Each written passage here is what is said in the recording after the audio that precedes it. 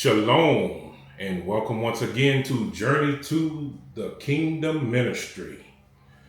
I am Brother Yasin, coming to you once again with great hope and great expectations to help wake up Israel, help wake up the house of Jacob, help wake up the lost sheep of the house of Jacob and its companions. Fact of the matter is, we all have been led into a trick bag, if you will, with lies and traditions of men. So part of this ministry's mission is to help people get back to what Yah told us to do. And through getting back to what Yah told us to do, Yah being God, I hope most of y'all saw the previous video with meanings and definitions. With what Yah told us to do, the commandments that he told us to keep. Because we won't inherit the kingdom or enter the kingdom if we have not kept his commandments. So on that note, today's video is entitled, Why You Should Celebrate Passover and the Feast of Unleavened Bread. Why you should celebrate Passover and the Feast of Unleavened Bread. Well, I'm coming to you on April 11th, 2025. I know a lot of you have already celebrated Passover. A lot of you may not celebrate Passover at all. A lot of you may have never celebrated Passover. Some of you may have never heard of Passover. Some of you will be celebrating on today, beginning at sunset. I will be celebrating today, beginning at sunset, until sunset tomorrow, and then beginning the Feast of Unleavened Bread on tomorrow, April 12th at sunset, 12:13. So anyway, that's what today's message is about. Why you should celebrate the Passover and the Feast of Unleavened Bread. So we'll go ahead and get into today's message. We'll be reading from a couple different books in the Bible today. First will be Exodus 12. We will read Exodus 12, the entire chapter. Then we'll look at Exodus 13, verse 1 through 10. That will be followed by Exodus chapter 23, verse 14 and through 16. Then we'll look at Deuteronomy chapter 16, verse 1 through 8. And we'll take a quick peek in Revelations, or Revelation, and in the book of James. So we'll go ahead and get started in Exodus chapter 12. Exodus chapter 12. If you want to follow along, please go ahead and find Exodus chapter 12. So happy to be here with you today. So happy that you chose to join and listen and learn and share as we go on this mission one step at a time. Go on this journey one step at a time. Journey to the kingdom, as I've said in previous videos. It's a journey. Just as with any journey, there are going to be some delays. There are going to be some wrong turns. There are going to be some backtracking. There's going to be some making things right in order to be able to get to the final destination. On that note, I'm not perfect. I don't think I'm perfect. I don't want to be perfect. But we all strive to be better. We all strive to get better. We all strive to make the mark, so to speak.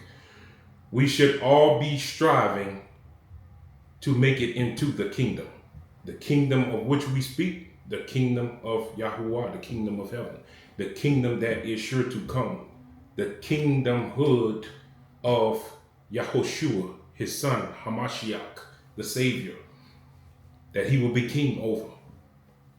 And contrary to popular belief or contrary to popular tradition, man-made tradition or folklore, that kingdom will be coming down here, just as stated in Revelation. That kingdom will be coming down here on earth. He will rule from Mount Zion. We won't get into all of those details today, but in the future we will. So I'm hoping you stick around. Just as the Our Father prayer, our Father who art in heaven, hallowed be thy name. Thy kingdom come. Thy will be done. When we pray, we are praying that his kingdom come, because we know he said it will come. We are praying that it comes. We are praying and looking forward to the day with great expectation that it will come. And thy will be done on earth as it is in heaven.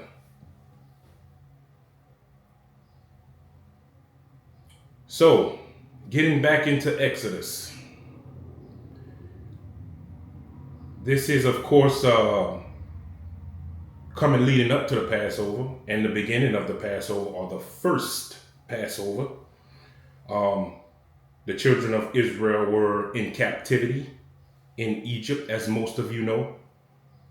And Moses had been commissioned to lead them out of that captivity. Moses had been commissioned to speak to Pharaoh with firmness on behalf of Yahuwah, or God, concerning his people and letting his people go.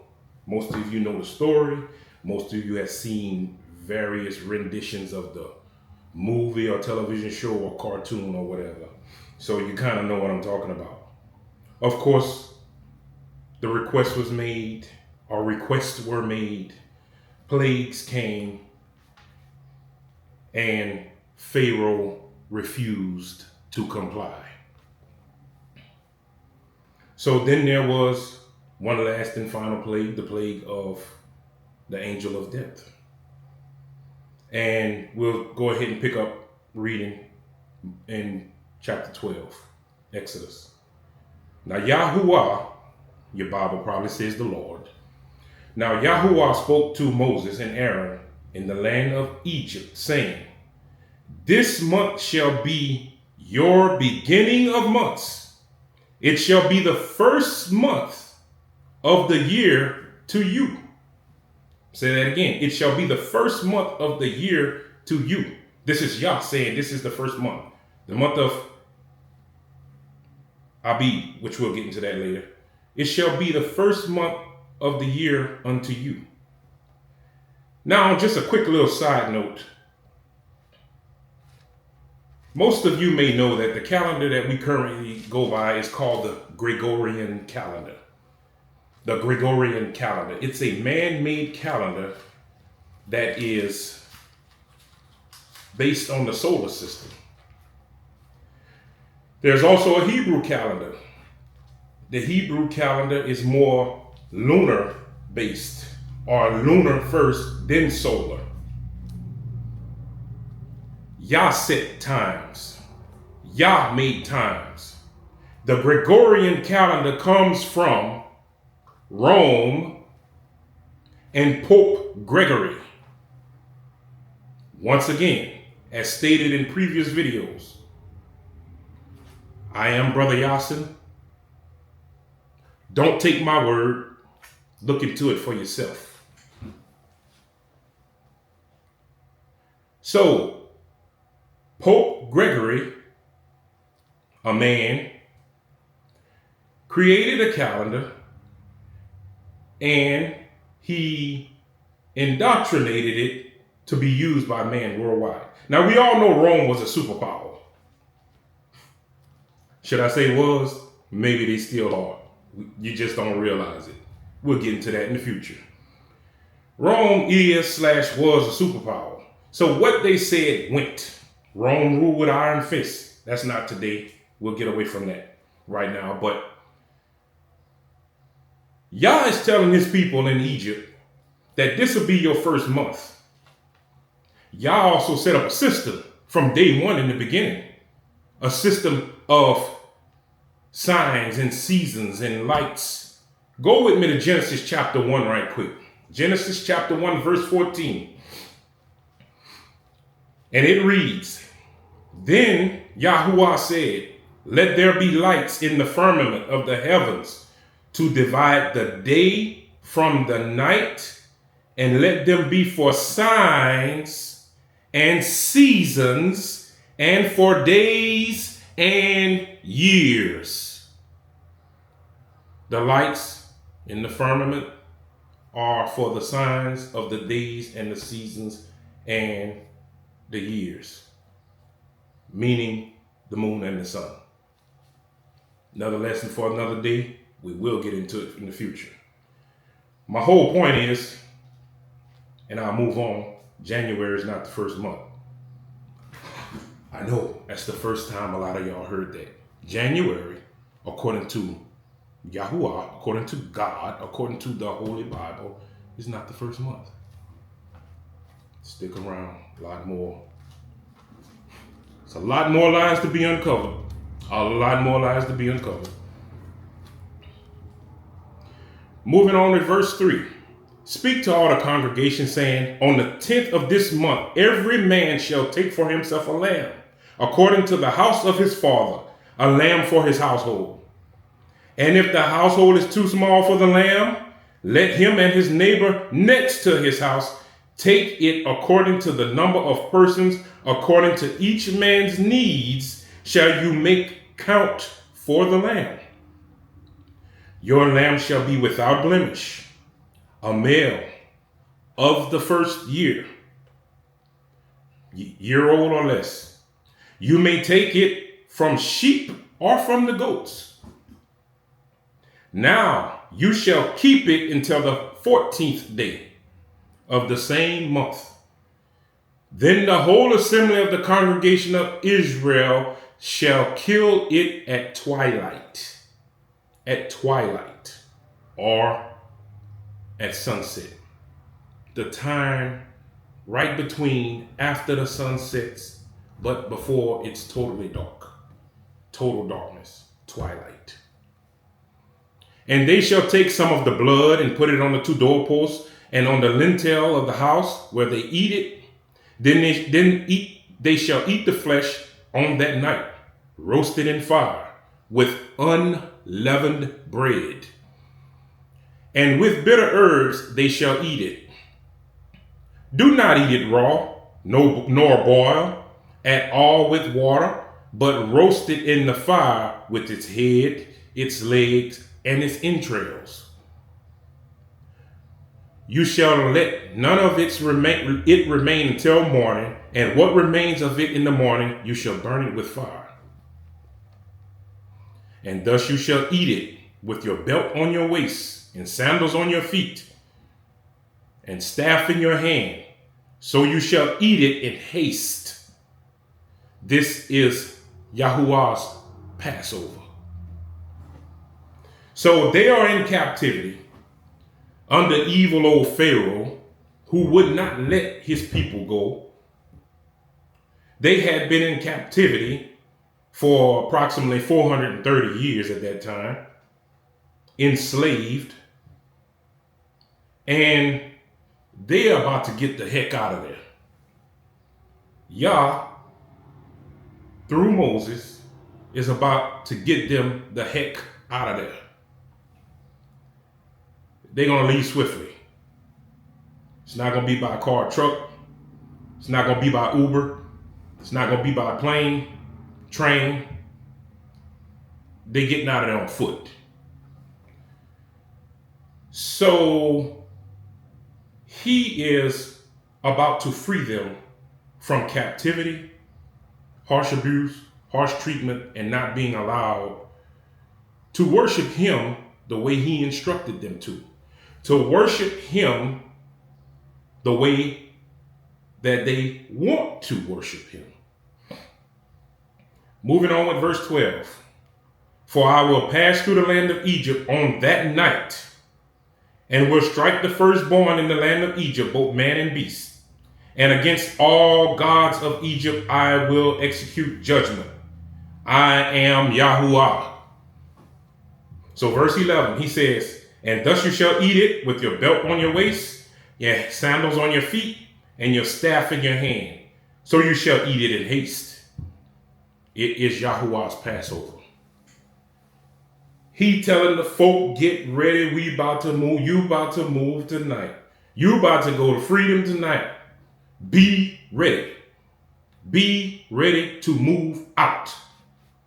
He gave the order. Be ready to move out. Now, some of you may know me, some of you don't. And for those of you who don't know or know me, Brother Yasin, many years and many pounds ago, served in the United States Army. And during my time in the United States Army, at that time, many years and many pounds ago,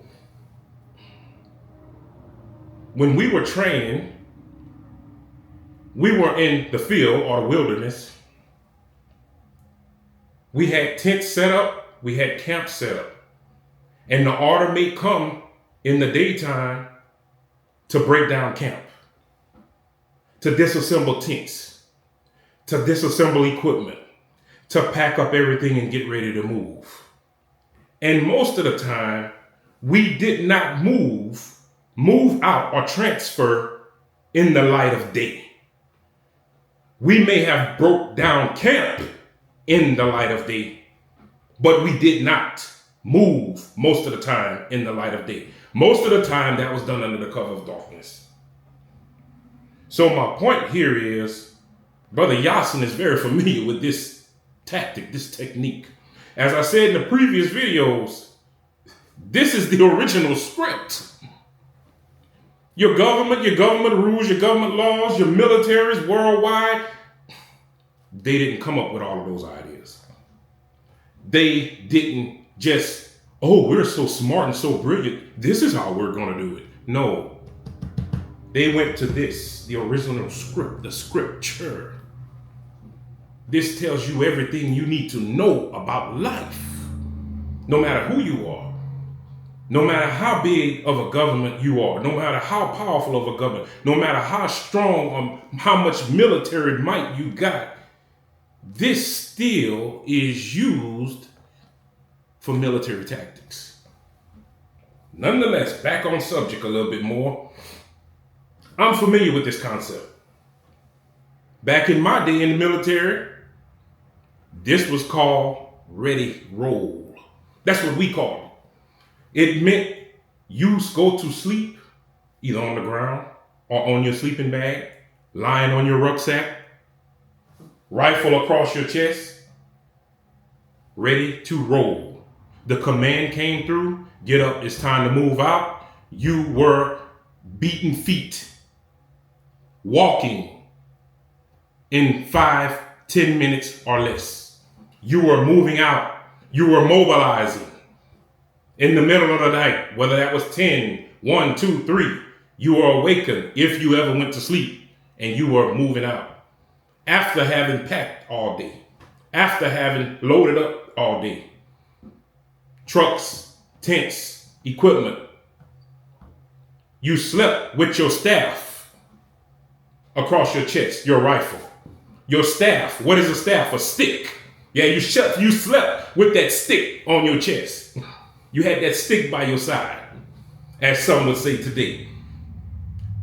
You were ready to roll. You were ready to roll. You got up and you rolled out. You got up and you rolled up your sleeping bag and you rolled out. So this was the situation here.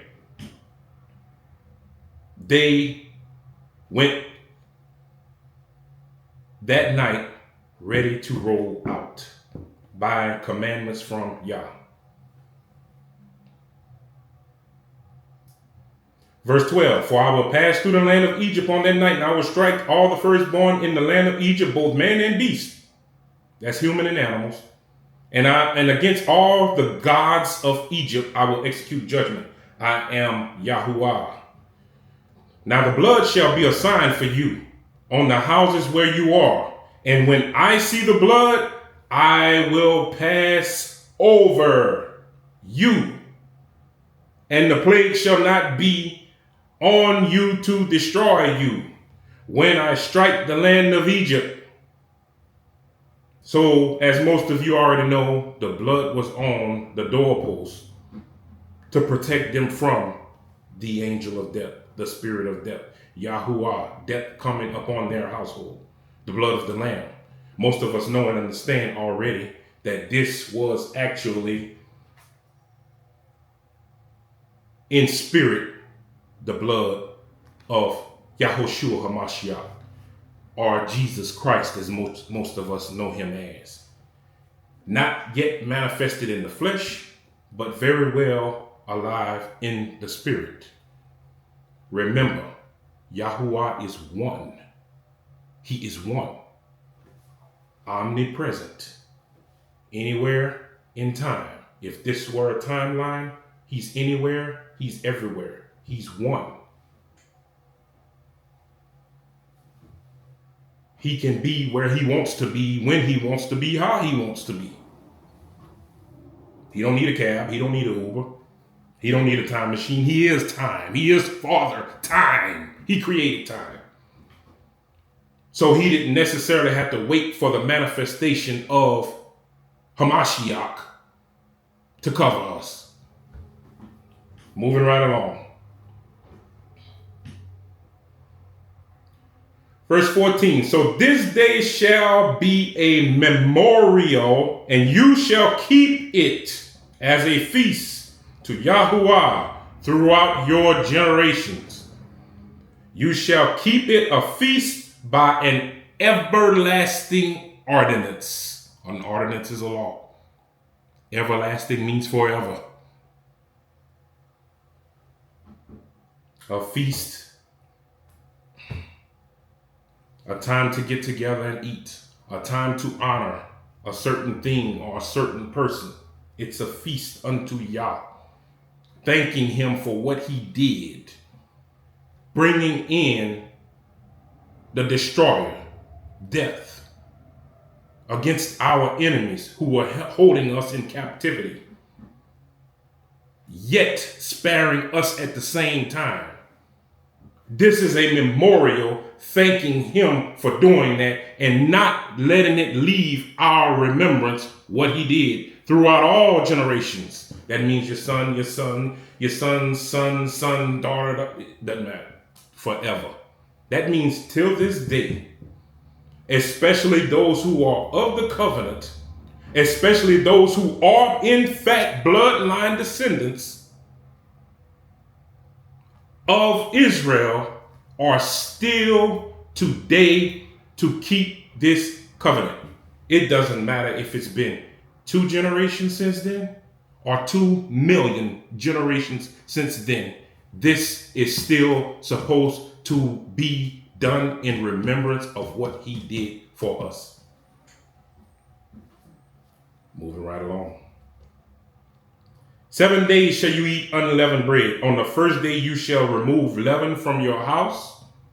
For whoever eats leavened bread the first day until the 7th day, that person shall be cut off from Israel. On the first day there should be a holy convocation, and on the 7th day there should be a holy convocation, or a Shabbat. The first day of those 7 days is a Shabbat. The last day of those 7 days is a Shabbat, meaning no work. No manner of work shall be done on them, but that everyone must eat, that only may be prepared by you. So you shall observe the feast of unleavened bread. Now, most of you probably know what unleavened bread is.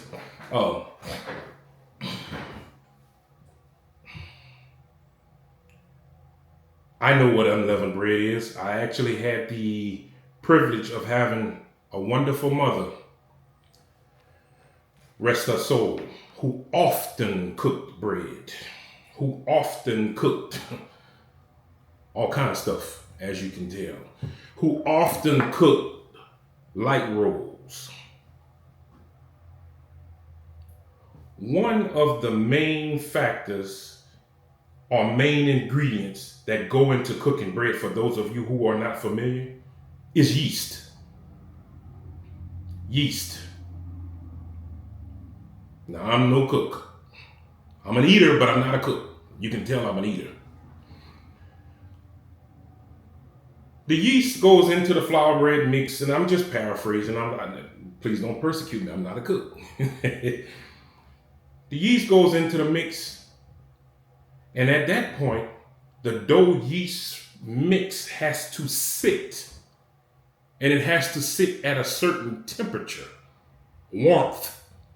Not in the oven yet, but it has to be at a certain warmth over a certain period of time. Let's face it, cooking is basically a form of chemistry. Heat, different components. This is basically what it is. So the yeast goes in, it has to set over a certain period of time. After that designated time, it then goes into the oven. Without the yeast as an ingredient, or without the right amount of yeast, or without the proper setting time, your bread will not rise. Or with too much yeast, your bread will rise too much. I'm not telling you what I saw on the Discovery Channel. I'm telling you what I grew up watching my mom do. So, I'm very familiar with the process. So the yeast causes the bread to rise. Without the yeast, the bread stays flat or evened or unleavened, unleavened, if you will. If I'm using the right term, unleavened. It doesn't rise up like a levee. I'm here in Louisiana. There's plenty of levees here. So those of you who are here, you know what a levee is. You know how a levee rises above the rest of the land. Just as a loaf of bread. So what's going on here, as we've previously read and I've previously explained, they are leaving in a rush. They don't have time to let the bread rise. They don't put the yeast in there. It's unleavened, and you just basically munch and run, eat and go. You eating on the go. You eating and rolling out. You don't have time to let it rise. According to Yahuwah, according to the Almighty Elohim, according to God, you don't have time. Don't even put it in there. I want you to make this little rudimentary mix and warm it up, cook it up the best you can, or heat it up a little bit. Eat it, go. You need something in your stomach for this trip, this walk, this march, this journey. This journey to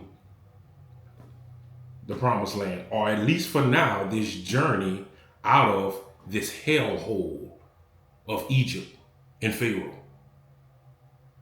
So you just go ahead and get this and you just eat it on down. No time for yeast, no time to let it rise. So back to verse 17. So you shall observe the feast of unleavened bread, for on this same day I have brought your armies out of the land of Egypt. Therefore you shall observe this day for throughout all of your generation an everlasting ordinance. We already talked about that. That's the law.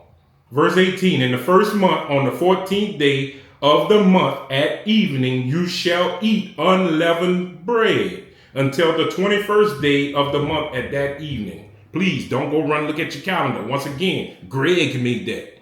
Greg in Rome. Back in the gap. Don't trust it. It ain't right. It ain't accurate. It's a man-made calendar.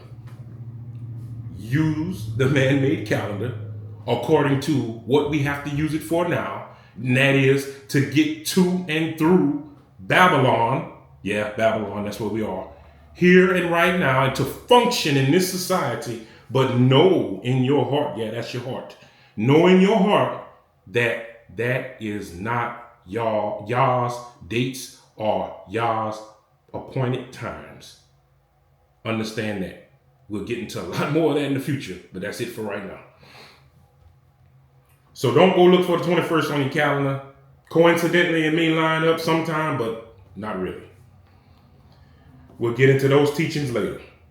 For 7 days, no leaven shall be found in your houses, since whoever eats leavened bread, that same person shall be cut off from the congregation of Israel, whether he is a stranger or a native of the land. Once again, whether he is a stranger are a native of the land. Yes, strangers were in Israel. Strangers were amongst Israel. In the future, strangers will be amongst Israel. Stranger meaning not the bloodline. Get it straight. It will not be only the bloodline descendants.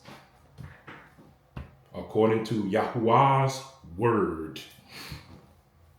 Moving along, you shall eat nothing leavened in all of your dwellings.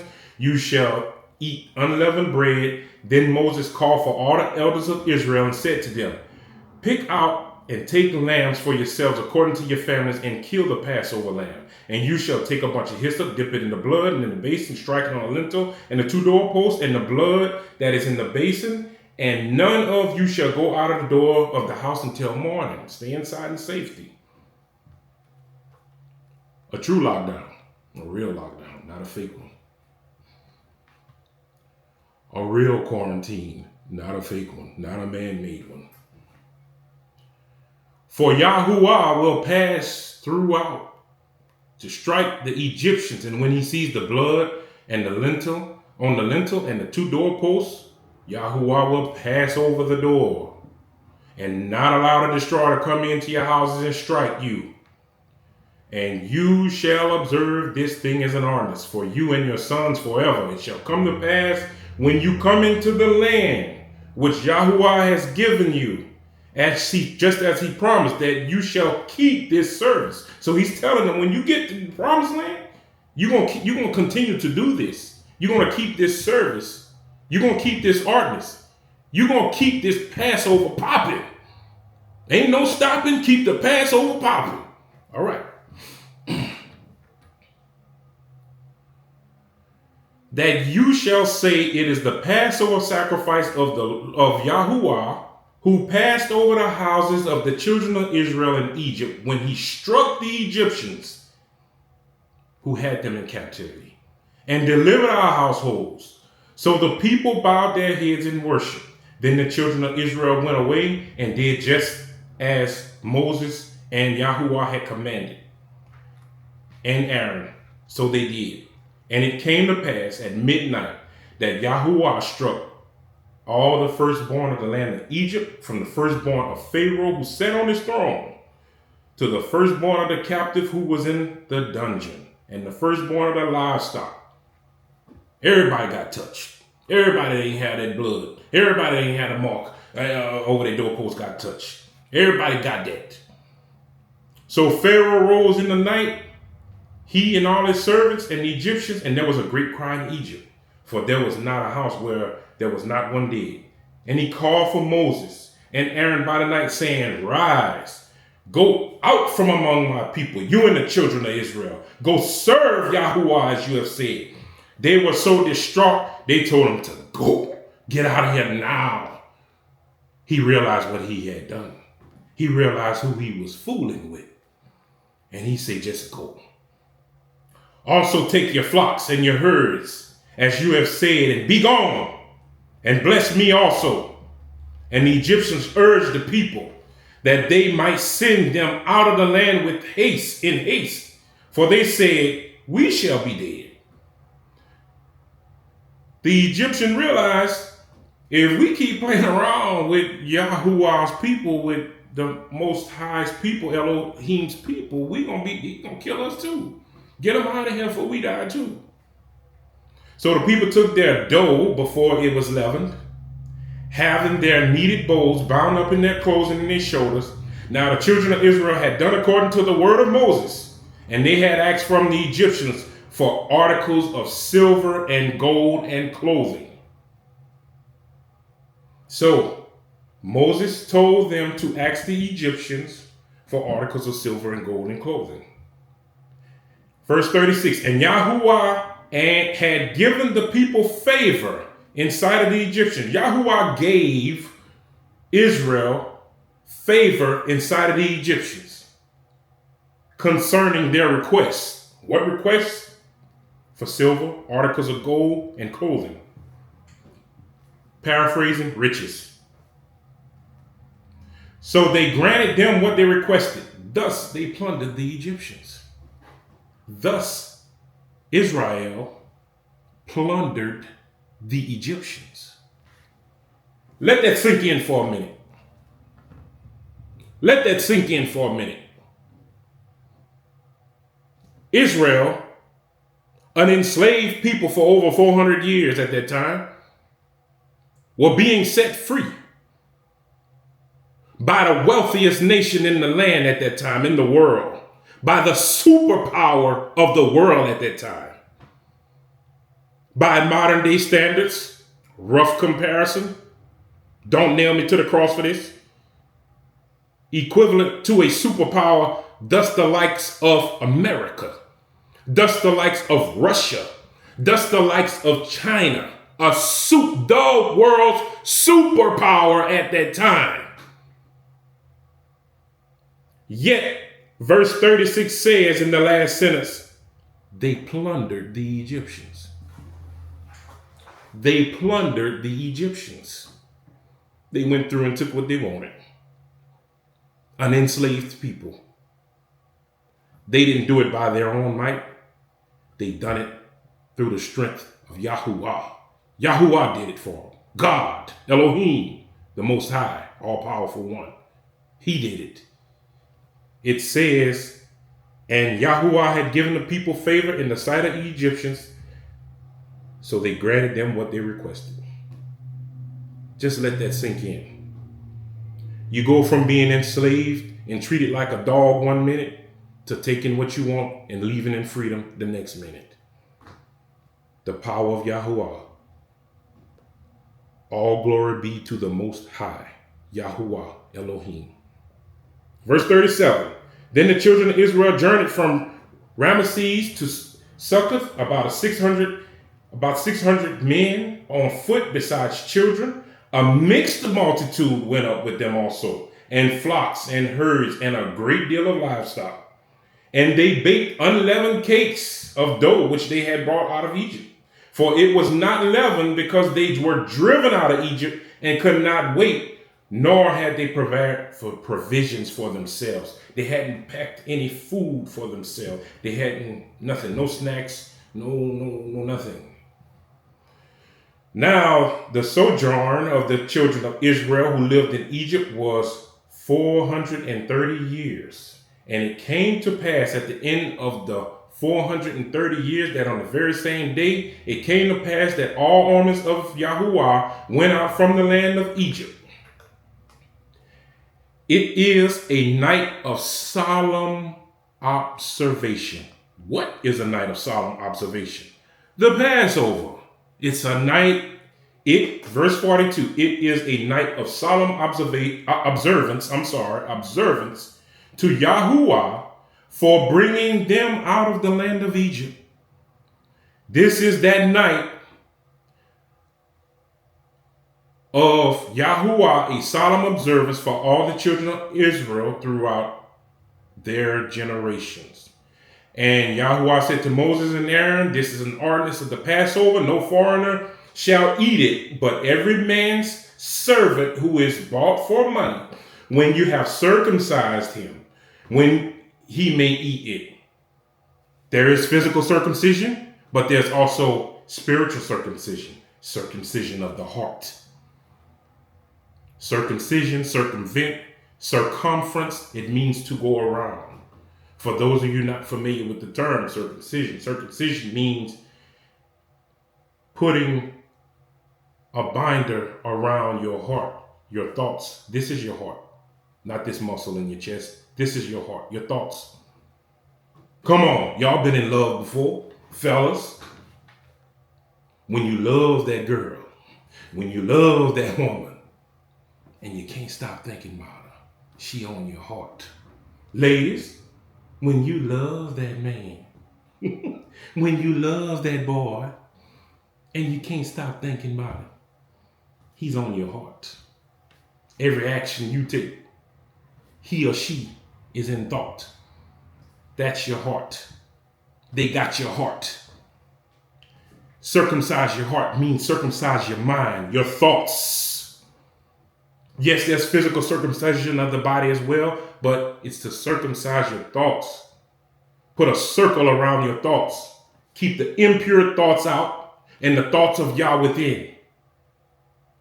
Hebrew is a very functional language. It's functional, it's visual, and most of the time it's pictographic or pictographical, meaning it uses pictures to explain what's going on. That you can see plain and clear with common sense what is being said. So that's the picture of circumcision. Putting a ring around your thoughts. Keeping the impure thoughts and the things not of Yah out. And guarding and protecting what's inside, which should be the things of Yahuwah, the things of Elohim, the things of Torah in. Verse 45, a sojourner hired and the hired servant shall not eat it. In one house it shall be eaten. You shall carry not any of the flesh outside of the house, nor shall you break one of its bones. All the congregation of Israel shall keep it. And when the stranger dwells with you and wants to keep the Passover, to Yahuwah, let all his males be circumcised, physical, and then let him come near and keep it, and he shall be a native of the land, physical and spiritual. For no uncircumcised person shall eat it.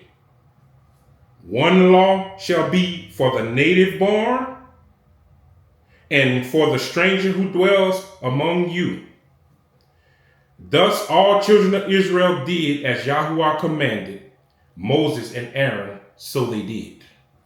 And it came to pass on that very same day that Yahuwah brought the children of Israel out of the land of Egypt according to their armies. And we're going to roll right on into chapter 13. We're doing 13 verse 1 through 10. Then Yahuwah spoke to Moses, saying, consecrate to me all the firstborn, whatever opens the womb among the children of Israel, both man and beast, it is mine. And Moses said to the people, remember this day in which you went out of Egypt, out of the house of bondage, for by the strength of the hand of Yahuwah brought you out of this place. They didn't come out by their own strength. They didn't come out by their own might. They didn't come out by their own prowess. They come out by the strength of the mighty hand of Yahuwah, brought you out of this place. No leavened bread shall be eaten. On this day you are going out into the month of Abib. And it shall be when the Lord brings you into the land of the Canaanites and the Hivites and the Hittites and the Jebusites, which he swore to your fathers to give to you, a land flowing with milk and honey, that you shall keep this service in this month. 7 days shall you eat unleavened bread, and on the 7th day there shall be a feast to Yahuwah. Unleavened bread shall be eaten 7 days, and no leavened bread shall be seen among you, nor shall the leaven be seen among you in all of your quarters. And you shall tell your sons in that day, saying, this is done because of what Yahuwah did for me when I came from Egypt. It shall be to you a sign to you on your hand, and a memorial between your eyes, that Yahuwah's law may be in your mouth. For with a strong hand Yahuwah has brought you out of Egypt. You shall therefore keep his ordinance in its season from year to year. In its season from year to year. Remember, Genesis chapter 1, verse 14 tells us how to identify seasons. And it's telling you verse 10, Exodus chapter 13, verse 10 is telling us, you shall therefore keep this ordinance in its season from year to year.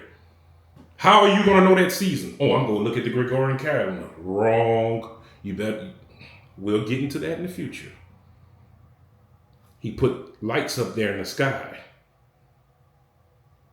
And irregardless of what we may think and we may have been told, man really can't mess with those lights.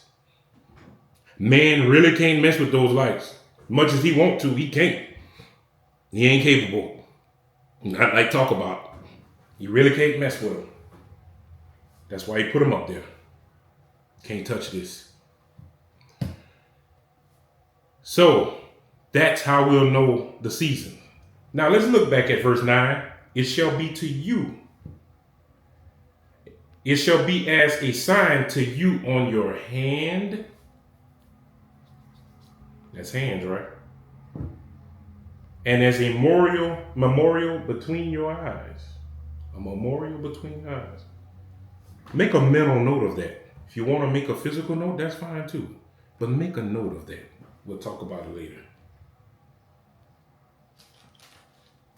We're going to move on to Exodus 23, verse 14 through 16. Exodus 23, verse 14 through 16. Today's message, once again, why you should celebrate Passover and the Feast of Unleavened Bread. On that note, Exodus 23, verse 14 through verse 16. And it reads, 3 times a year shall you keep a feast to me in the year. You shall keep the feast of unleavened bread. You shall eat unleavened bread 7 days, as I commanded you at the time appointed in the month of Abib, for in it you came out of Egypt. None shall appear before me empty. Don't go before him without an offering. Verse 16, and the feast of harvest of the first fruits of your labor, which you have sown in the field, and the feast of the ingathering at the end of the year, when you have gathered the fruit of your labors for the field. So he's commanding us. He's commanding 3 feasts of us. 3 times a year. Feast of unleavened bread in the month of Abib. Feast of harvest of first fruits. And the feast of the ingathering. Now, are there other Sabbaths and Shabbats in between? Yes, but these are his assigned feast. His assigned feast. 3 a year. I didn't hear Easter. I didn't hear Thanksgiving. I didn't hear Christmas. If you're offended, take it up with him, not me. I didn't hear Easter. I didn't hear Thanksgiving. I didn't hear Christmas. Now you let that soak in a little while.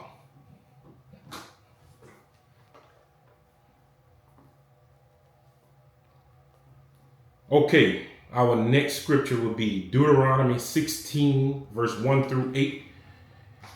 Deuteronomy chapter 16, verse 1 through 8. This is just another spot of several in here that he's telling us to keep the feast. And he's telling us what feast to keep. And in particular, we're talking about Passover right now. Because a lot of us, once again, are going to be celebrating that, or have celebrated that, or will be celebrating it today at sundown. Once again, today's date is April 11th, 2025. Chapter 16, verse 1. Observe in the month of Abib the Passover to Yahuwah your Elohim, for in the month of Abib, Yahuwah your Elohim brought you out of Egypt by night. Therefore you shall sacrifice the Passover to Yahuwah your Elohim from the flock of the herd in the place where Yahuwah chooses to put his name. You shall eat no leavened bread with it. 7 days shall you eat unleavened bread with it. That is the bread of affliction. For you came out of the land of Egypt in haste, that you may remember the day which you came out of Egypt, out of the land of Egypt, all of the days of your life.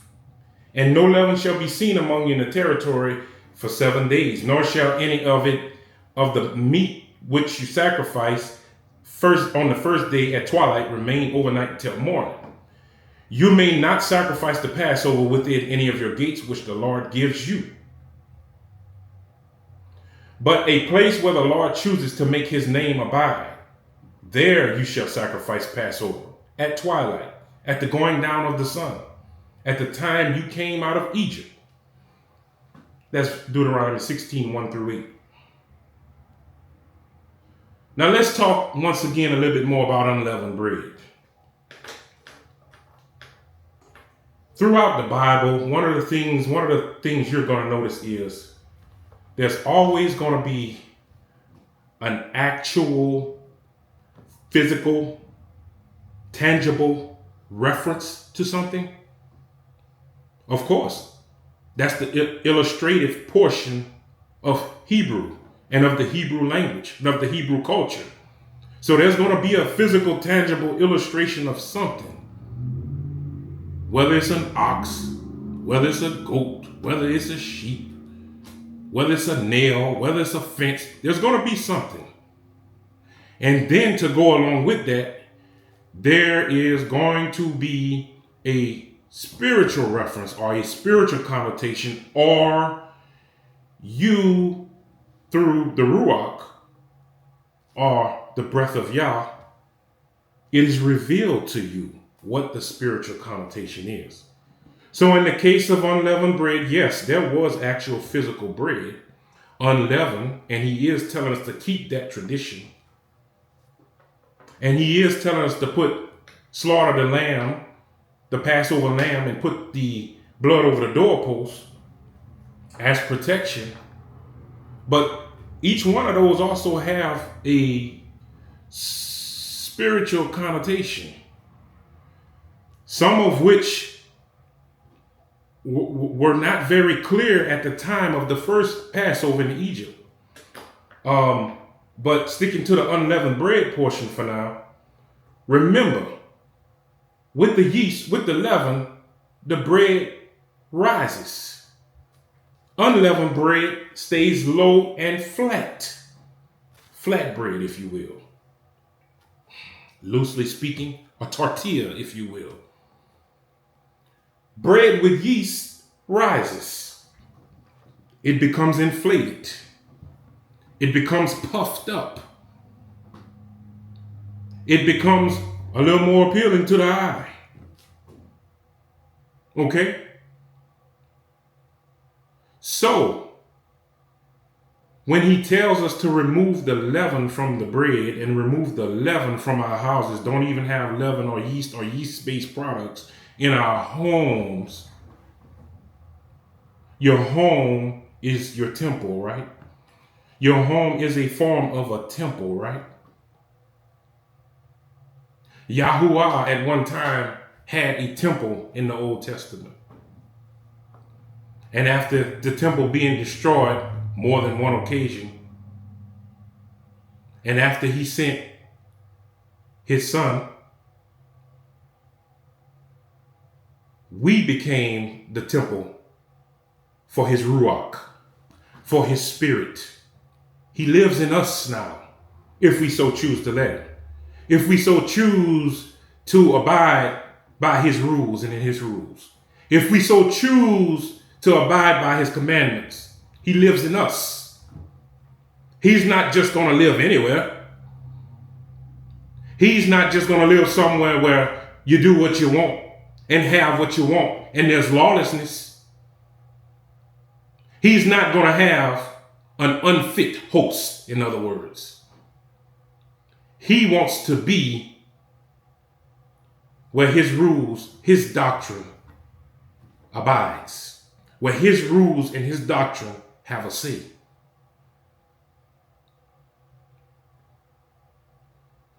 So he abides in us, those who choose and let him to abide in us, those who qualify for him to abide in us. And that's something that we should constantly strive for.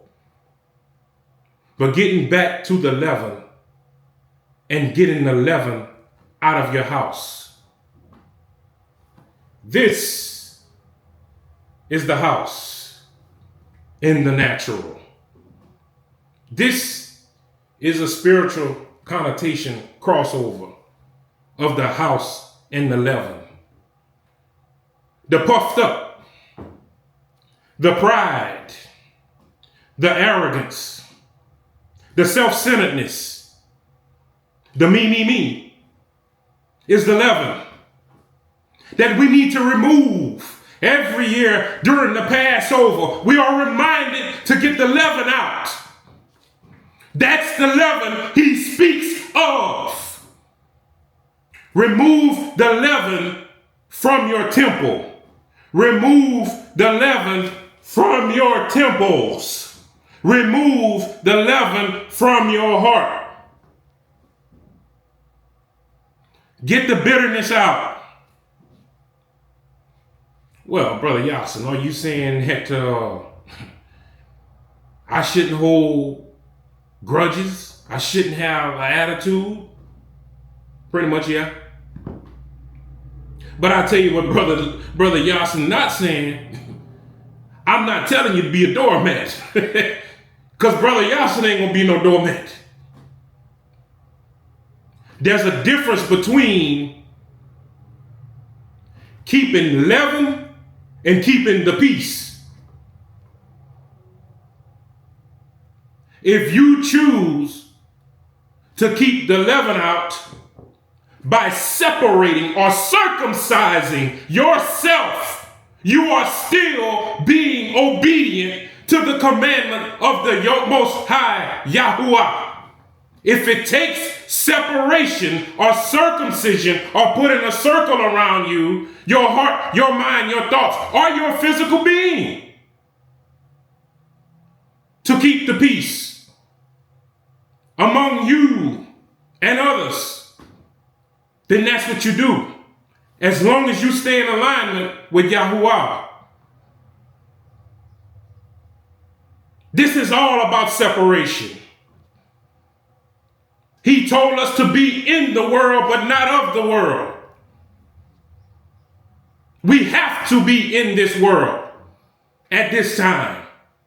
We have to function and move in, out, throughout, about this world, this life, this Babylonian system. But you don't have to let it be in you. You can put up a fence to keep it off of you. You can circumcise yourself to keep it away from you. And if that's what it takes to keep you from breaking a commandment, then by all means do it. This is the circumcision. This is the cutting.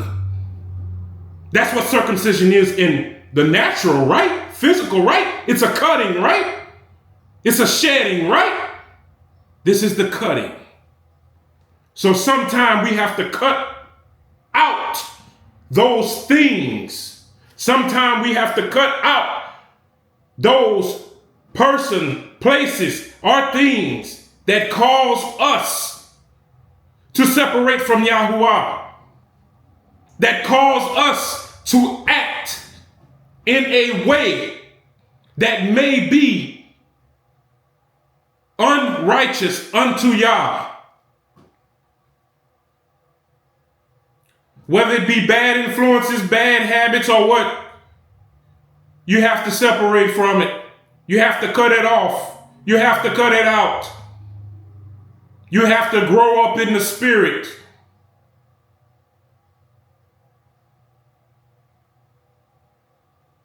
So, we are commanded to remove the leaven. We are commanded not to be puffed up. And we are commanded not to sin. We are commanded during Passover to examine ourselves and remove the leaven out of our temple, out of our home, this body. This is the temporary home or house or temple of your spirit for now, of your soul for now. This is it, and it shall pass away.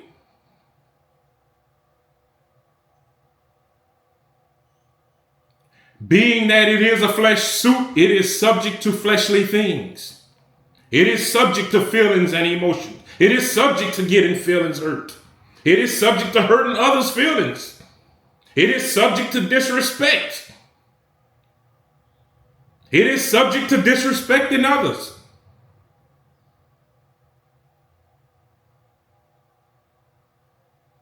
And that's what we're being commanded to do. Examine our temple and find where there's leaven and get it out.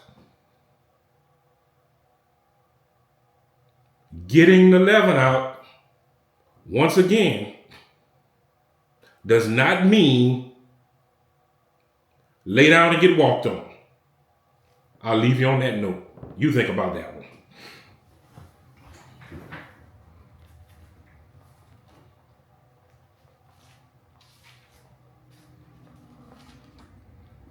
Let's go back to Exodus.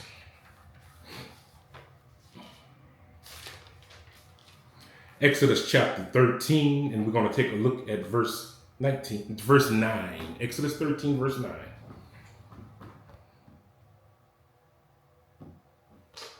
I hope you're staying here with me. I hope that you are benefiting from this. I hope that you continue to move forward with us on this journey, the journey to the kingdom, one step at a time. And we look forward to the great destination, Yahuwah's kingdom.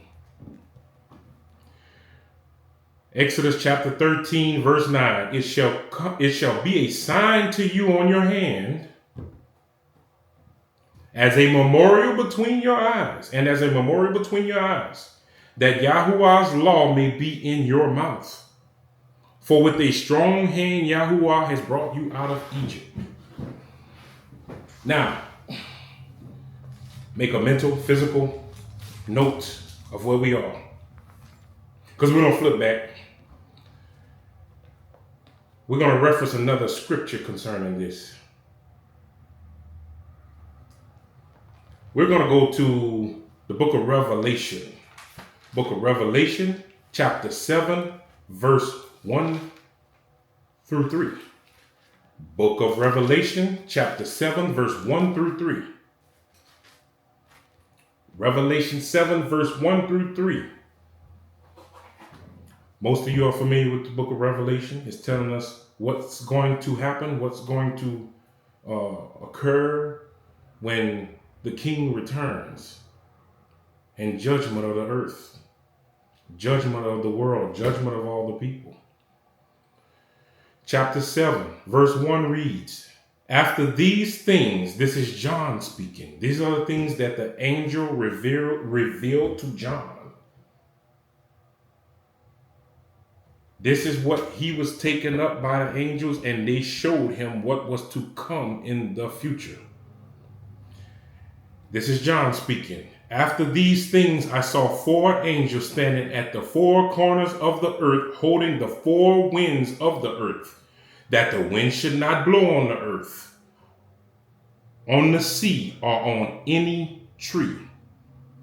Then I saw another angel ascending from the east, having the seal of Yahuwah. And he cried out with a loud voice to the 4 angels, to whom it was granted to harm the earth and the sea. Let's just make a note here. 4 angels, 4 corners of the earth, holding back the 4 winds. These are commissioned by Yahuwah, our God. And verse 2 at the end says, to whom it was granted to harm the earth and the sea.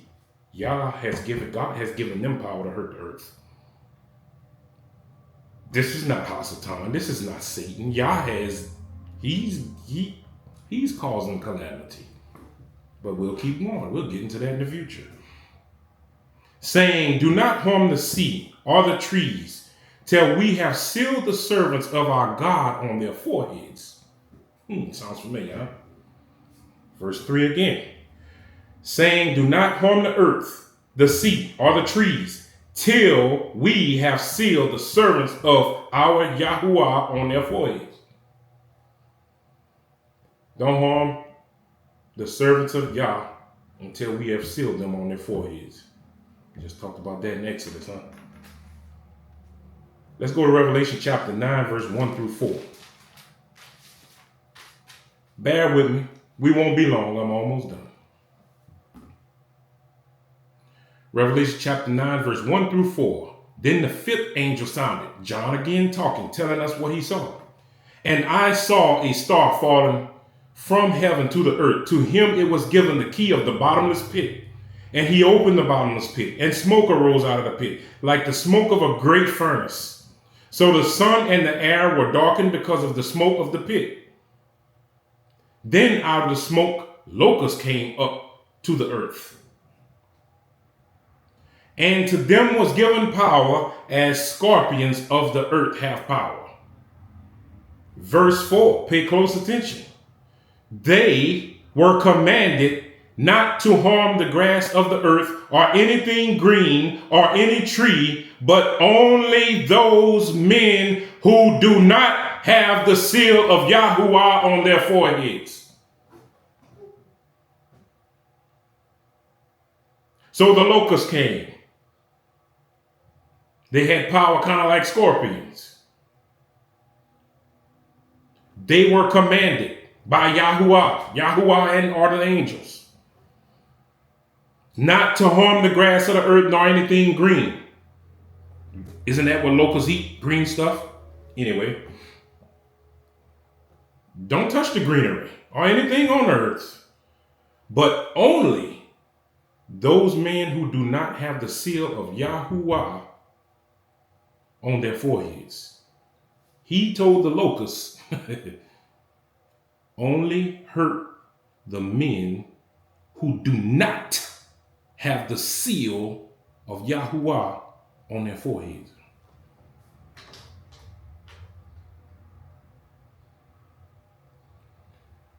All throughout my lifetime, it's always been talk about the mark of the beast, the mark of the beast. Ooh, the day gonna come and the mark of the beast, the mark of the beast.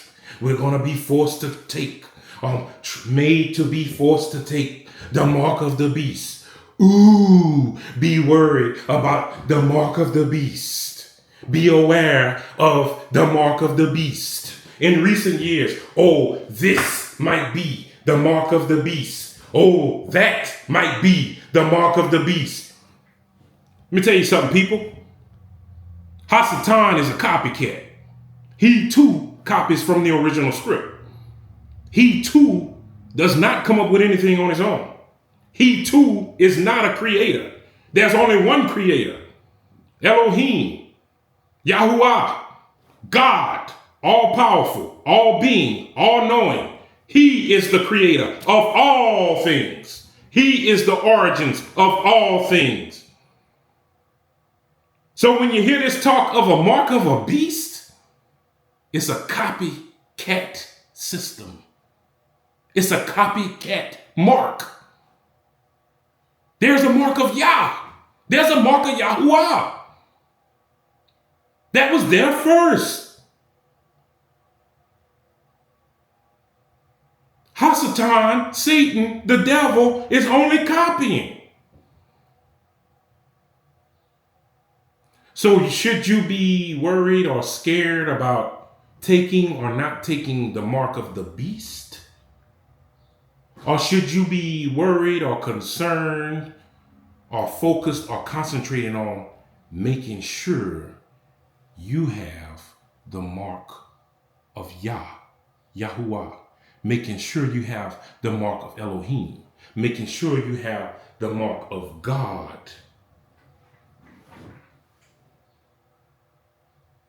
Maybe we shouldn't focus on the fake and the phony. Maybe we shouldn't focus on the copycat. Maybe we shouldn't be so focused on the flea market version of the mark. The flea market version, which is the mark of the beast. The second one. Ladies, y'all like them handbags? You want that flea market version? Or you want the real deal? All right? You want the copycat or you want the real? You want the real, don't you? All right. Go to the origins to get the real. Anything, go to the origins to get the real. In most particular, when it comes to this Bible, go to the origins to get the real. The origins of this Bible is Hebrew. Go to the origins to get the real. Not several translated versions. Not 2 or 3 that's been translated minimum, Hebrew to Greek, Greek to English, and some Italian or Italy and Rome sprinkled in. When you want the real, go to the original creator of a mark. What do I mean by original? Go back to Exodus chapter 13, verse 9. Flip back. That's why I told you to keep it. They looking for that mark in Revelation. The angel's going to seal the foreheads in Revelation, in time. The locust's going to be released to bring the pain on any man that don't have the seal of Yahuwah on his forehead. So what is the seal? What is the seal? What is the seal? What is the mark? What is the mark? What is the mark? Don't worry about no mark or no beast. That's secondary. That's a copycat system. Worry about the mark of Yahuwah. What is that mark? That mark was laid down way back in Exodus. If not before then, but definitely in Exodus chapter 13, verse 9. Read it. It shall be to you a sign on your hand and as a memorial between your eyes, that Yahuwah's law may be in your mouth. For with a strong hand Yahuwah has brought you out of Egypt. This is not the only place that it speaks of this being a sign. There's other places in Exodus and Deuteronomy where it speaks of this being a sign. That's the sign of Yahuwah. That's the sign you need to be concerned about. The sign or the mark of the beast is the mark of the loser. He's defeated already. Why are you looking for the mark of the loser? And where it's going to come from? What it's going to look like? What form it's going to be in? It doesn't matter. Get the mark of Yah. It's telling you here the mark of Yah is keeping the Passover and keeping the feast of unleavened bread. That's the title of this video. Why you should keep Passover and the feast of unleavened bread, so you can have the mark of Yahuwah and you can be saved in the time of revelation, so you can save your soul. Don't worry about the copycat beast mark. Make sure you got Yah's mark on you. Make sure you got the blood over the doorpost. Make sure you got it on your hand and between your eyes.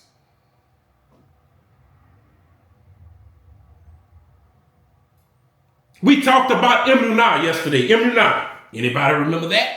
Anybody remember what Emunah is? Emunah, yes. You in the back. Yeah, that's correct. Faith. Good job, little Johnny. Faith. Emunah is the Hebrew word for faith. Here's the caveat. Not the same definition as the English. Emunah in Hebrew means, anybody remember? How about you, little Susie? That's correct. To act with firmness. You remember, little Susie, I'm proud. To act with firmness. To act with firmness. Faith isn't just believing, it is to act with firmness. Act means to do something. Act, A-C-T, means to take action, to do something. The root word of the word action is act, A-C-T. Act. Do something. It's not just believing. Oh, I have faith, I believe. Wrong. It means to act. We're going to prove that in a minute. I gave y'all scripture the last video about that. I gave you a scripture. I don't know if you had time to do your homework and go see. That prove that faith is action. Most of you know it already. Most of you read and studied it already. Prior to Brother Yasin presenting it to you. Prior to you even coming to know Brother Yasin. Emunah, which is the Hebrew word for faith. Remember, we got to go back to the origins to get the real. Otherwise, you're going to have a bootleg bag. You're going to have a bootleg, whatever brand bag you like. You're going to have a bootleg, honey. You got to go back to the real. We got to go back to the Hebrew. That's what we doing. That's what this journey to the kingdom is about. When you get over there to the kingdom, what you think they're going to be speaking? French, English, German? No, Hebrew. Just wait, get a start now. Get a start now. Get a start now, my brother. Get a start now, my sister. Learn it now. You going into his kingdom? Huh? What? You going to speak his pure language. You going to speak his pure and unadulterated, unperverted language. Newsflash. Hebrew. That's what you're going to be speaking. So go ahead and get a start on it now. So back to Emunah. Faith. Pardon me, means to take action. Yeah, my little rudimentary slide. Means to act with firmness. Heck, there's a whole book in the Bible called Acts. That should tell you something. We have to act on things. We have to do things, not just believe. You have to act on things. You have to take action. If I'm unemployed, my friend tell me to go down to the warehouse and see Mr. Johnson about a job. Go to the warehouse. Ask for Mr. Johnson. Tell him I sent you for the job in the warehouse. So I can sit home and do nothing and wait for the job to come to me.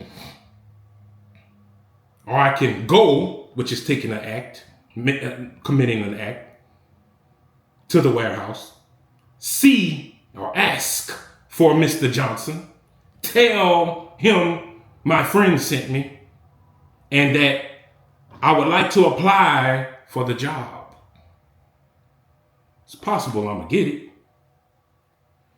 But if I never go, if I never ask, if I never tell, if I never apply, I never act. I never acted with firmness. I can have all the faith in the world. Oh, he's going to provide a job for me. He's going to provide for me. But if I don't act, take some type of action, whatever form it may be, faith without works is dead. James 2:20-26. James 2:20 through 26. James chapter 2, verse 20 through 26. We probably won't read all of that, but we'll see.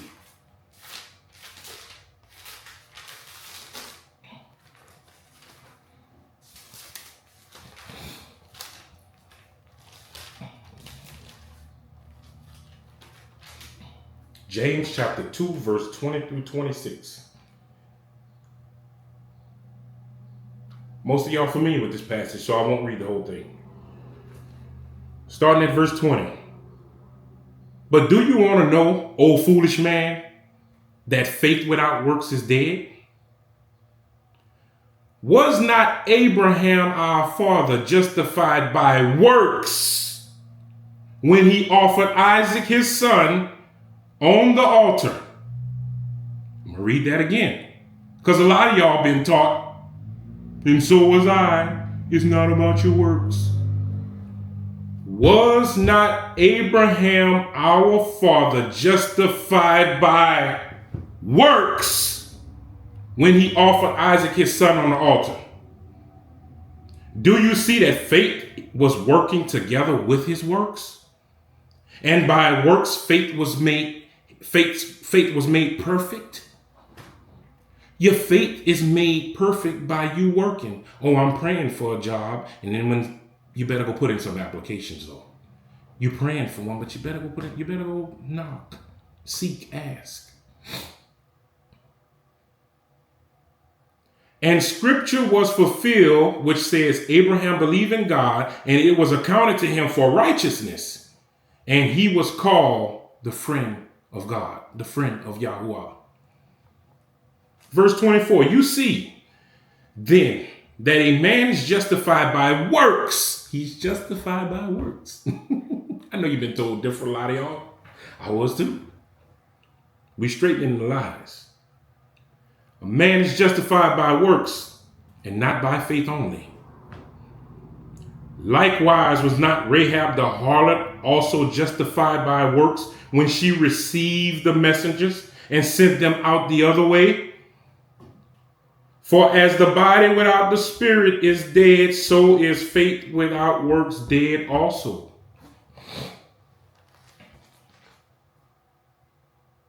So we expect to get into Revelation or Revelation times.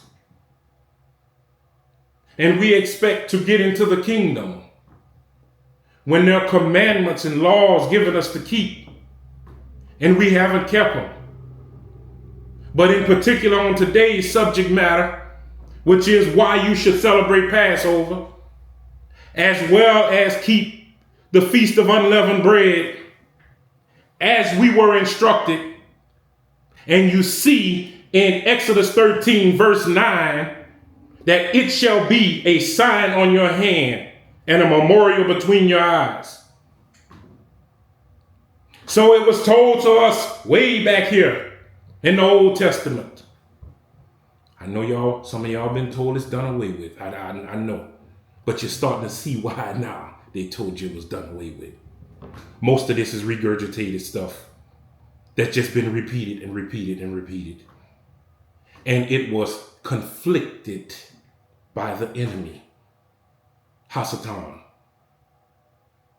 sent out conflicting information to tell us that this has been done away with. That's why he's telling you it's been done away with. That's your salvation. That's why he's telling you it don't matter, because of your salvation lies in it. That's why he's telling you it don't matter. You don't have to do it, because the mark of Yah is in there. That's why he's telling you you don't have to keep the commandments, because the mark of Yah is in there. But don't trust me. Read it for yourself. Go back and figure it out for yourself. If you're where you can read now and got time, read it. If you have to do it another time, do it another time. But verify it for yourself. Don't trust Brother Yasin. Don't trust anyone. Study to show thyself approved. Your salvation lies in emunah, or the work or the faith of keeping unleavened bread and the Passover. More specifically, according to text, unleavened bread. Keeping that feast. Keeping the Passover. Your salvation, eternal. You're not getting tormented by the locusts in Revelation or in the Revelation time. It's tied to keeping Passover. And I just showed you that. Think I'm lying? Go back and look at it again. Read, think about it some more. Do what you gotta do. Get clarity on it. The first Passover was in Egypt. We were in captivity. I think it's fair to say that we were not living in Beverly Hills mansions. Or Israel was not living in mansions in Beverly Hills style homes. We were not living in beachfront condos in Miami. Similar to slavery here in the United States, we were probably mostly loosely living in lean-tos, mostly living in shacks, mostly living in broken down structures, or very basic, very rudimentary structures. Not the best of the best at the time. Not even decent at the time. It's fair to say that, right? You had a basic structure. You had a basic home. Your home was your home. Your home was your temple.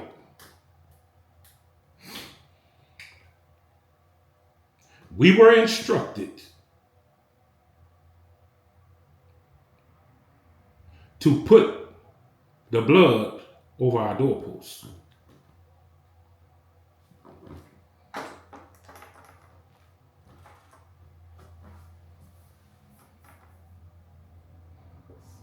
Bear with me.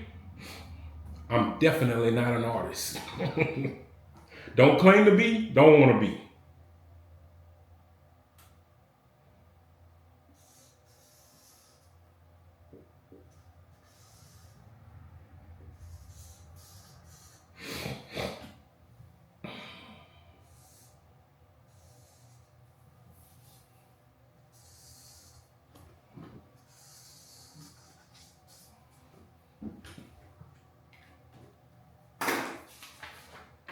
This is my basic, rudimentary, fashioning, non-artist rendering of a house or a shack.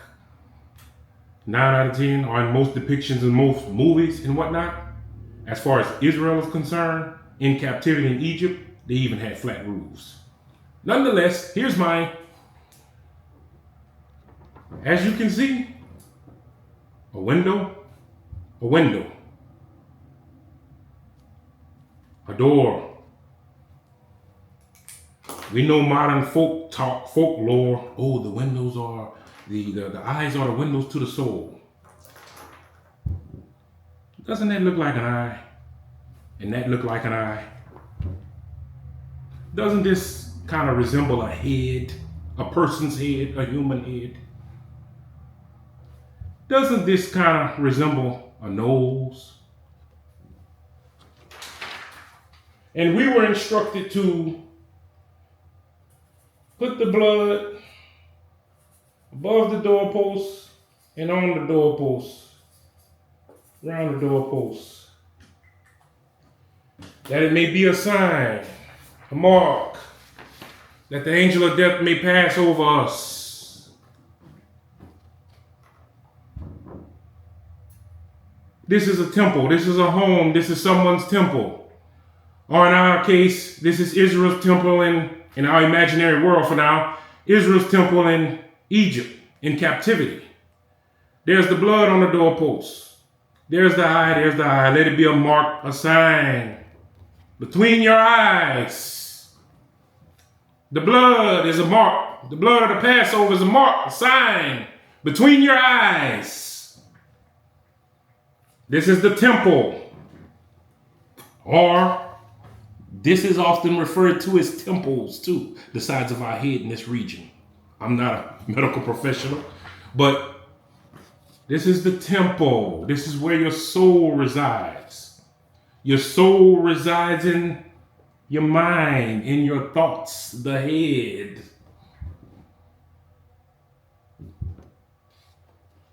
Eye, nose, between the eyes. Verse 9. Exodus 13, verse 9, it shall be a sign on your hand and as a memorial between your eyes.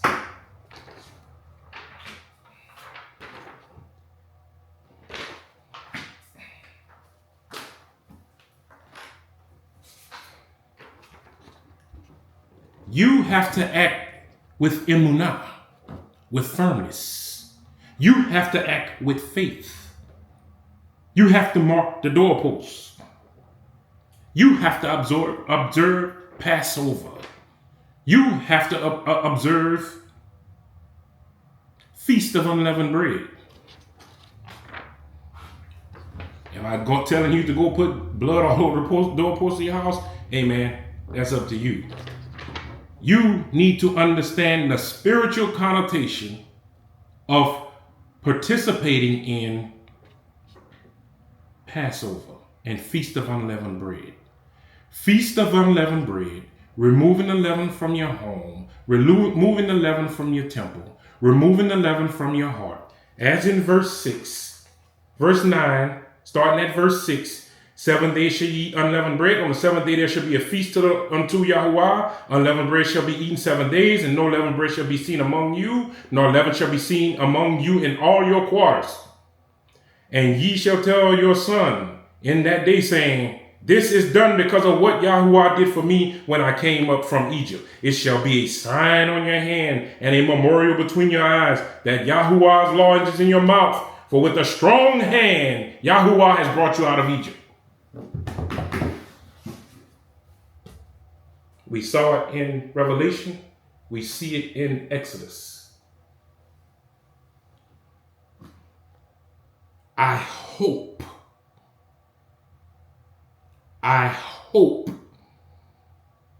you all have a clear or a better or somewhat of an understanding as to why you should be celebrating the Passover and the Feast of Unleavened Bread.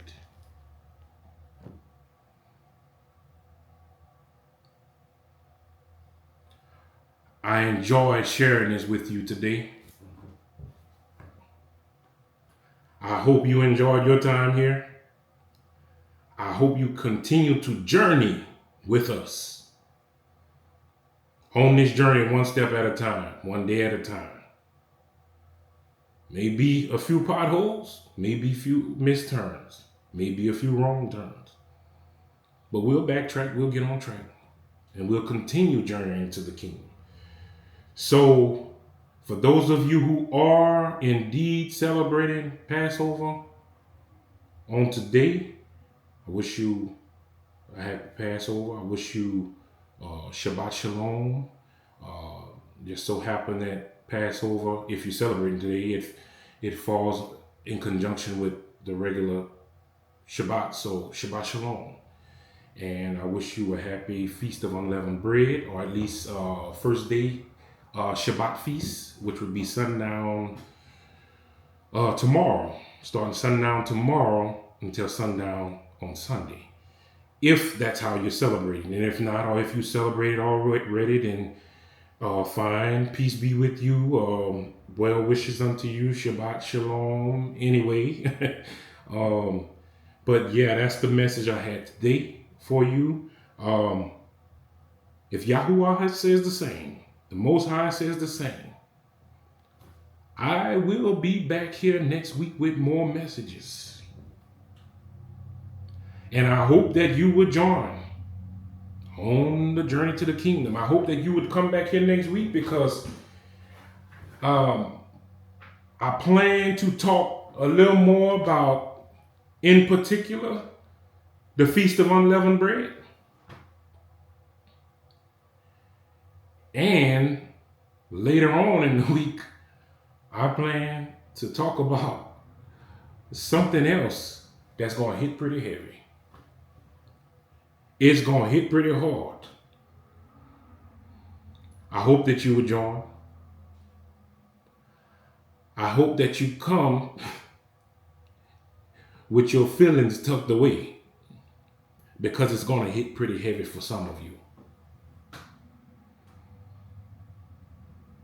But if you do decide to come back, if you do decide to join next week, I know this video is going to get out late, or may get posted late, and a lot of y'all are not going to see it, perhaps even before sunset, or perhaps even before Passover today, or Shabbat, or what have you. But if you do decide to come back next week, that is the week of, just for accuracy, That is the week of the 14th. You do decide to come back and join us here at Journey to the Kingdom. Brother Yasin got some stuff I'm bringing to him. I got some. Hey, put on your big boy pants. Put on your big girl, your big girl dress. Bring your shoulder pads. Bring your helmet. It's going to be some hard hitting stuff. Bring your shoulder pads, bring your helmet, because we're going full contact. The middle or the end of next week. On that note, shalom.